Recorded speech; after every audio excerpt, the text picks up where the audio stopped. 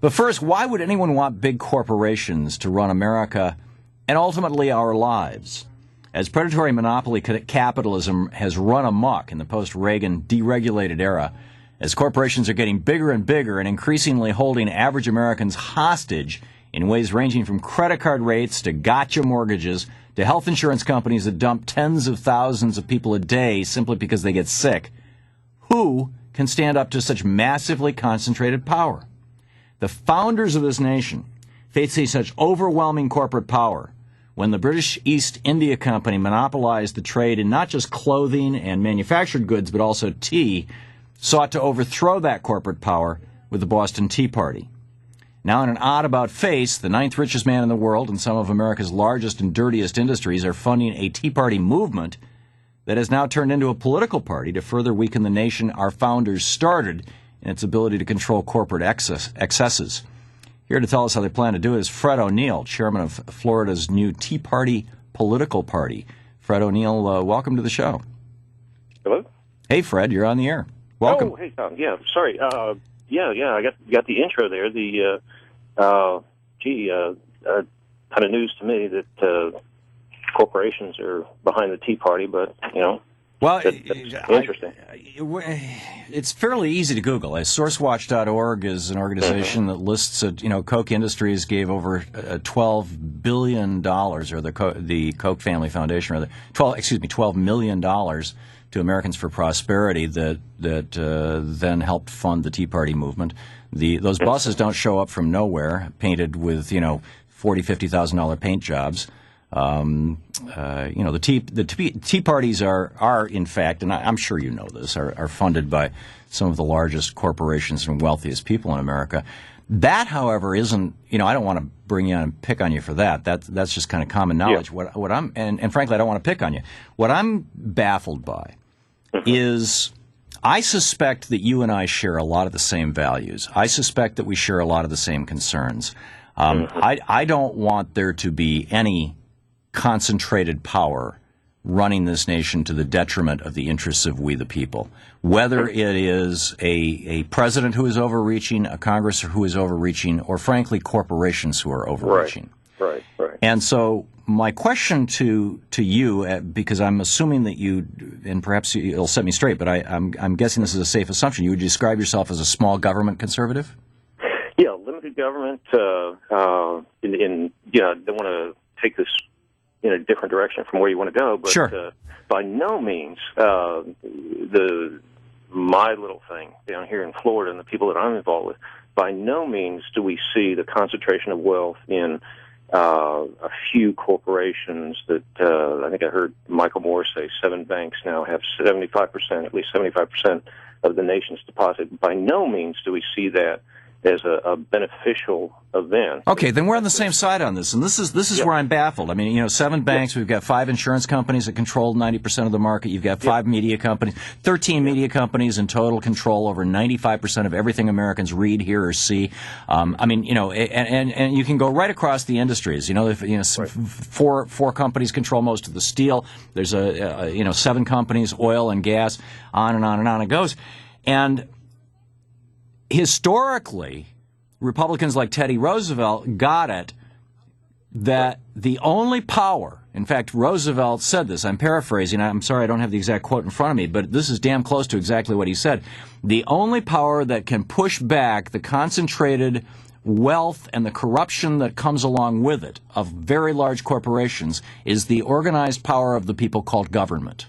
Right. So if the only thing that can stop the corporate takeover of America, which is, you'll recall Benito Mussolini defined fascism as the merger of corporate and state interests. In other words, corporations taking over the state, and it's what he did. He dissolved Parliament, and instead of having elected officials in every member of Parliament, every county's largest corporations sent their representative. That was the Cameo de Facio Corporaciones. That was the new Parliament that Mussolini put into place.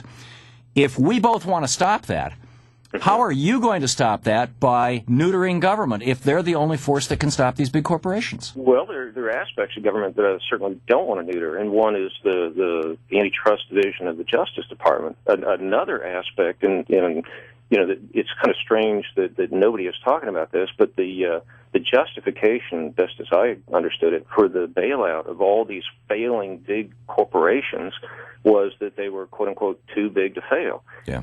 Why is there not a law that says, under the Commerce Clause or, pick a clause or something like that says that if a corporation has gotten so big that it now poses a potential threat to the taxpayers in terms of if it fails, it's too big to fail and it'll bring the whole economy down? Why cannot that alone be a justification to bust up that corporation into smaller corporations? Because our government doesn't have the power to do it. I mean, Barney Frank and Chris Dodd actually just released a bill, a 1,000-page bill, that would do just that. But the drumbeat has already begun. Yeah, bravo. And I understand Volcker's behind breaking up the banks. And Alan Greenspan is even talking about it now, which is an about turn. So we're on the same page. What I don't get is how reducing the size of government is going to help us reduce corporate influence in our lives, because when you look at the last 150 years of American history, every time government got small, corporations got much more powerful. Whenever government got larger and more powerful, it reduced corporate power. Well, I'll go back to the point I try to make. There are aspects of government that should not be reduced, that should actually be enlarged.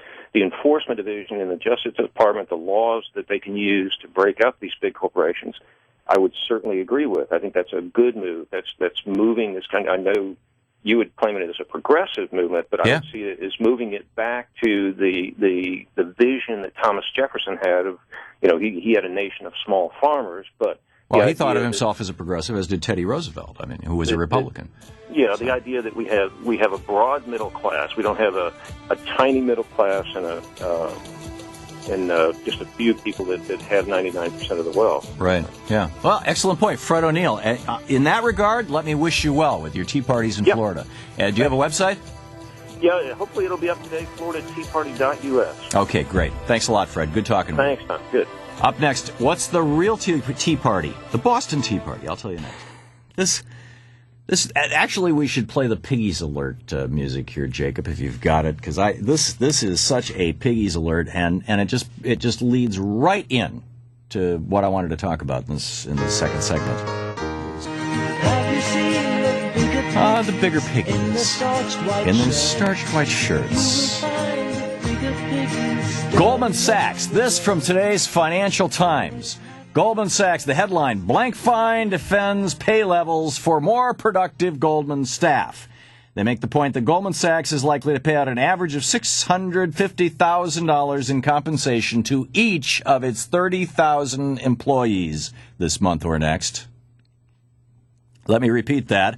Goldman is likely to pay out an average of $650,000 in compensation to each of its $30,000 employees, matching the record set in 2007. That verbatim from today's front page Financial Times. The lead sentence, Goldman Sachs says pays its employees more than other financial groups because its employees are more productive, declared Lloyd Blankfein, Goldman chief executive, at an industry conference earlier. Yes, they are so productive. They're making such important things for the American economy that it's worth $650,000 for each one of them. But those guys who are making cars in Detroit, screw them. They're not making squat. Those people who are making, clothing in South Central LA, I'm grasping at straws here for where we're making anything else outside of the military industry. Let me tell you, in 1773, we had a real Tea Party movement in the United States. In the weeks that led up to the Dartmouth, the ship from the UK showing up in Boston Harbor, the one that they boarded and threw the tea over the edge of, in the weeks leading up to that, there was some real serious stirring up of the people. And frankly, I think it's time for us to be doing the same thing again. And oddly, or frankly, or whatever, if we can reach out, if progressives can reach out to the Tea Party movement and say, we may share the same goals in many regards here, I think it might make the Republicans' heads explode. Let me read. This is from the fall of 1773. It was a pamphlet. Now, these were the equivalent of the blog entries of the day. I wrote a blog entry today about how the shooting at Fort Hood was the fault of George W. Bush because of his demonization of Muslims for all those years.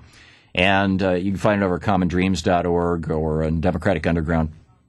And I'm not sure where else it has migrated to yet, if any other sites have picked it up. But what is today's blog entry or today's post on Common Dreams or BuzzFlash or whatever, back in 1773 was a pamphlet nailed to a tree. And this was signed by a man named Rusticus, a pseudonym. Nobody knows who Rusticus was. But he's talking about the East India Corporation, the British East India Company. And he's talking about corporate power in America. Keep in mind, in 1773, it was illegal in the United States to even manufacture clothing. Cotton and wool had to be sent to England to be manufactured into clothing and sent back to the United States. At least what was called fine clothing, the kind of clothing that the middle class and the upper middle class would wear. So here we go, and of course they got the East India Company succeeded in getting a tax cut for themselves, so that they could flood the market with cheap tea and put all the small entrepreneurs out of business. And in response to that, Rusticus, because the Boston Tea Party was provoked by a corporate tax cut. So Rusticus said in this pamphlet, "Are we in like manner to be given up to the disposal of the East India Company, who now have the assurance to step forth in aid of the minister to execute his plan for enslaving America? Their conduct in Asia for some years past has given ample proof how little they regard the laws of nations, the rights, liberties, or lives of men. They have levied wars, they have excited rebellions, they have dethroned lawful princes, and sacrificed millions for the sake of profits.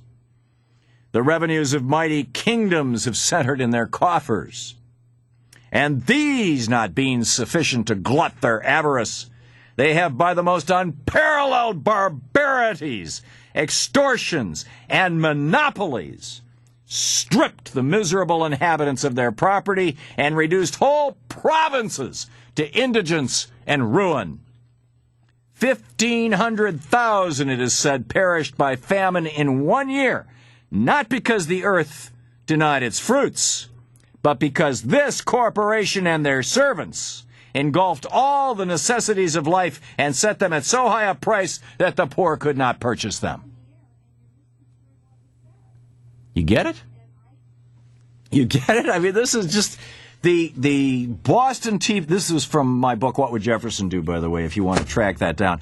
The Boston Tea Party, which kicked off the Revolutionary War in America, was a revolt against corporate power. Far more than it was a revolt against England. It was a revolt against England's support of corporate power. The corporate power specifically was the British East India Company. The British East India Company founded the first permanent colony in North America, Jamestown. It was named after King James. Why? Because at the time he was the largest stockholder in the British East India Company.